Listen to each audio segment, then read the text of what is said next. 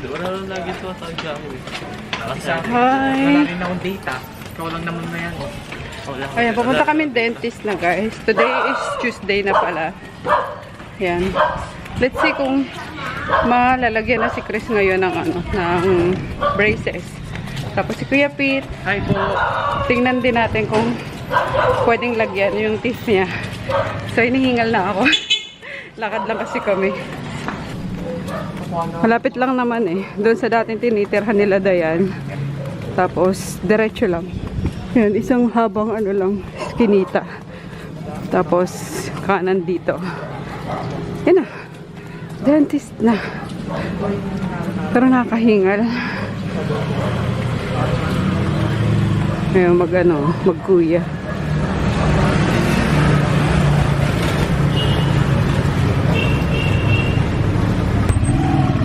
Balik na kami sa dentist guys. Pinakain ko muna tong mga bata.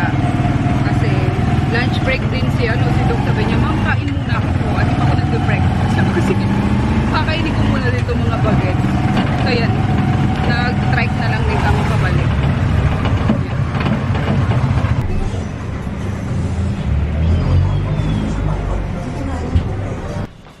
Oh no. Labo na naman tayo. Hello. Camera ko. Ayun, good morning. Happy Wednesday, guys.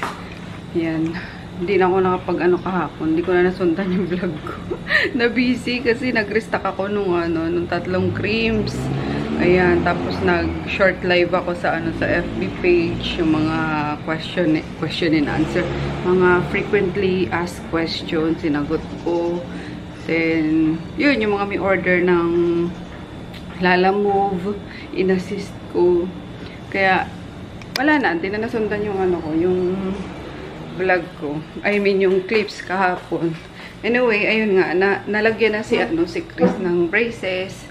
Tapos, binunutan siya ng isa. Merong sinacrifice nga na na ngipin niya. Sayang, kasi ang ganda-ganda talaga ng ipin niya. Walang sira at all.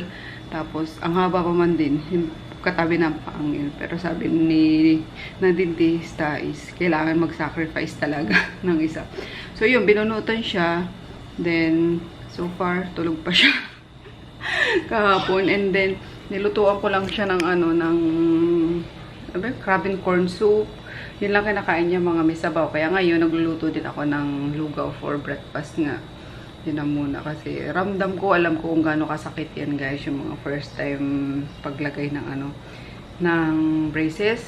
Yan ang ayaw na ayaw ko na talaga. Sabi ko, kung hindi lang dahil sa ipin ko noon, hindi rin talaga ako magpapalagay ng braces. Napakasakit talaga, lalo na kapag bagong every time na magpapa-adjust ka. Lalo na yung bagong lagay, yung ganyan. Na munang araw talaga, grabe na. Pati ulo mo tumitibok-tibok sa sakit. Yan. Lalo na sa mga tulad namin ng mga case, talagang iba yung case namin ni Chris kasi ako pag yung ipin ko before, diba? Si Chris naman, meron sa taas, meron parang shark teeth. So, yun. Talagang ramdam ko yung sakit niya kahapon kahit na sinasabi niya, kahit na tinatanong ko, masakit na ba? Hindi. Pero yung mukha niya iba talaga. So, yun.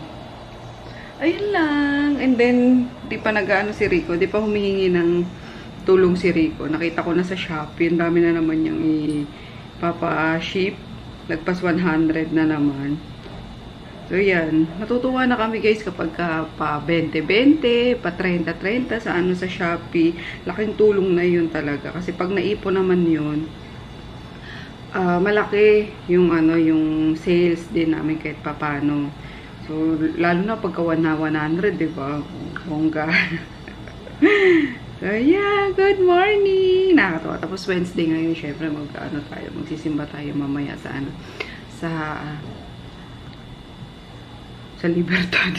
Sa Carte Martole. Sisimba tayo sa sa Baclaran. Yan. Nigis ako na guys yung ginger. Ang bango. Ang bango-bango. Kasi bala ko dapat magtitinola ako. Kaso sabi ko, hindi naman makakain ng maayos si Chris ng kanin pa. Lugaw na lang. Pero lang din naman yun. Para kang nagtinola. na hinaluan mo ng kanin. Ayan, tapos yung aking garlic na ubos na. Hindi pa ako nakapamalengke eh.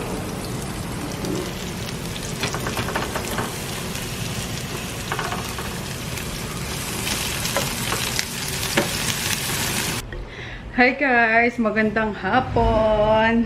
Ayan, alas 2 na ng hapon. Alam niyo ba, kakaakit ko pa lang kasi ayun nga, may nag-visit na FDA sa parang inspection. Ayan, FDA inspection sa ano, sa shop. Ayan, naabutan pa nga ni Ma'am Lisa. Hi Ma'am Lisa! Thank you sa sa pag-purchase ng Shiroy. Yan. So, ayun. In-inspect lang kung may ano tayo, kung may authority tayo na mag-sell, yung ganyan. Yun. Tapos, in-explain kung anong mga dapat hindi ibentang mga product, yung ganyan. In fairness talaga sa skin ko naman. Sorry na! Ayan. In-explain nila kung anong mga, yung scope nung ano ko, nung, tag dito, LTO ko, yan. Tapos, sinanapan ng mga product notification, yung mga tinitinda ko. Yan. May mga na ano sila na nakuha mga product na hindi pala approve ng, I mean, pinagbabawal ng FDA, yung ganyan. So, okay lang naman. Mag-comply tayo. So, yun. Kinuha nila. Yan. And then, yun. So far, okay naman, guys. Pero medyo inano ko dun. Kinabahan ako ng very light dun. Nakatakot, di ba, FDA. So, buti na lang, meron akong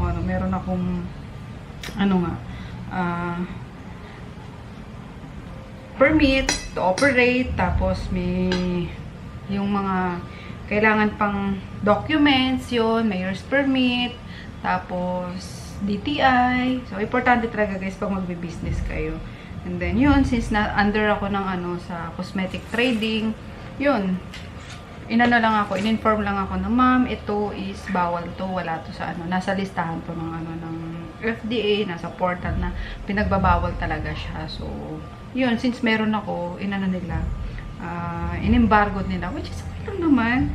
Yan, kasi, namang, i-ano pa yun, okay, pagtalo ka pa, diba? So, comply tayo. So, yun. Ayun tayo, grabe.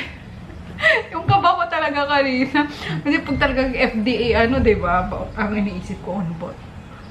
Ang iniisip ko, shucks, papaklose ba ako? Pero, ayun lang. Very light lang naman yung kaba ko. Kasi nga, may naman ako. May license to operate naman ako. So, kain.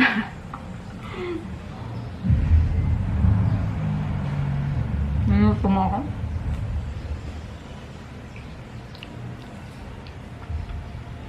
Ang tagal nila, actually. Inikot pa talaga nila yung tinignan yung nasa loob, yung kwarto. Ito, to? Sabi ko, kwarto po yan, ma'am, yung mga nag-stay dito sa sa shop. Tapos, yung CR, tinignan, yung likod. Yun. Okay, ma'am. Thank you kila ma'am na nag-inspect. And na-enlighten din ako kung ano dapat na i-improve pa as business owner. Ayun lang. Yun nyo, nagkakapit pa lang ako. Kasi wala talaga ako kanina. Tumawag lang sila. May FDA. Sabi ko pa, bakit? Anong kailangan nila? Ganun pa yun. Ang bungad ko kay Rico.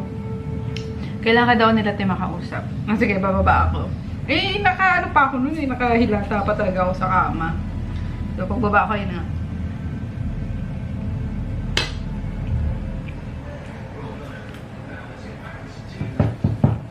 Buti mababait. Ayan, ito na yung kasunod ng vlog ko kanina, guys, na hapon. Kain na naman! Dinner time! So, gumawa ako ng tinapa flakes sa kamatis. Tapos, yung adlay rice. And then, tira ko pang ulam kanina. Then, vampire shot. Ayan, kasi, naano ko bigla. Naglaway na naman ako bigla sa... Wait lang. Crave na naman ako bigla sa tinapa flakes. Ayan. And then, shout out kay Jenica de la Merced. Bumili siya ng ng tinapa flakes and ang sarap-sarap daw. Kaya, sabi niya, Timapi, ang sarap-sarap nung sarap-sarap nung tinapa flakes. Ginisa niya daw sa kamatis gaya nung ginawa ko sa vlog. Yun. So, diba? Crave ako. Kaya kain tayo. Yan. Oh. Tumatawag pa. Hello? Po? Galing kanino, kuya? Oh! Na-push through pala yan? Ano po yung kotse dala nyo? Motor lang? Okay. Sige po, kuya. Saan ka na? Okay, magkano babayaran po? Ay, sige, palabasin ko lang, kuya, ha? Wait lang po. Deliver pa pala. Push through pala yung kabaya ko. Pa-deliver kasi akong kabaya, eh. Ubus na naman. Anyway, kaya tayo.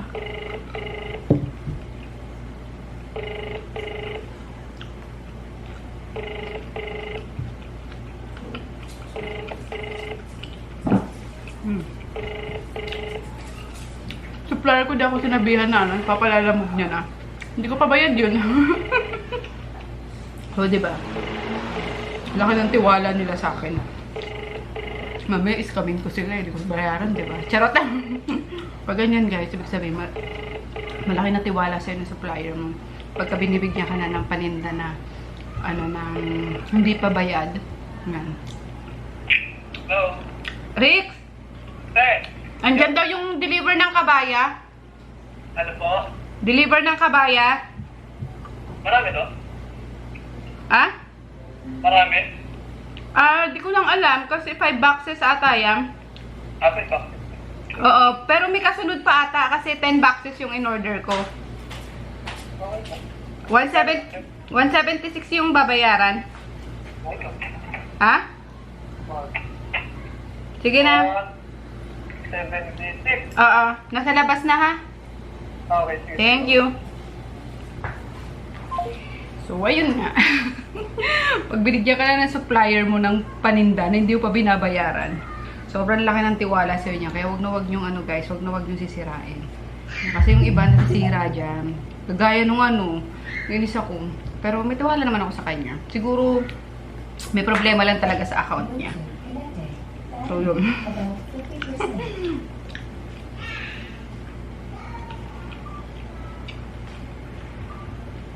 Kaya pag sinabi niyong mamaya, babayaran ko. Bukas, babayaran ko. Make sure na babayaran niyo talaga. Kasi kung hindi, or else, yun, mawawalan kayo ng supplier, mawawalan sila ng tiwala sa'yo, diba? Eh, kung yung supplier mo walang tiwala sa'yo, what more?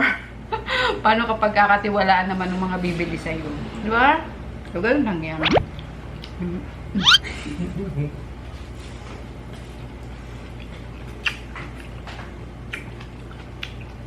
Harap. Testing ko lang nagkakaroon ko. Wow! It's invisible. So, ayun guys. Tulog na tayo. Naniningil po yung mister ko. Kasi nanalo daw siya sa pustahan namin kanina. Panoorin nyo yung... Dinownload mo lang ba yun, de? Oh.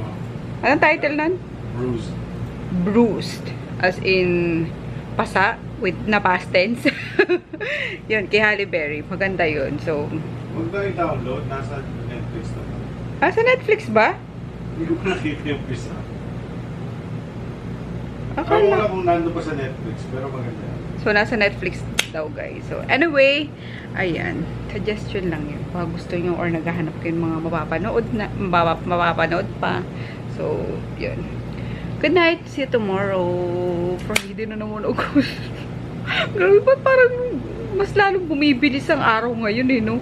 Nata-times 2 ata yung bilis. Grabe. Yan, weekend na naman. Friday na naman bukas.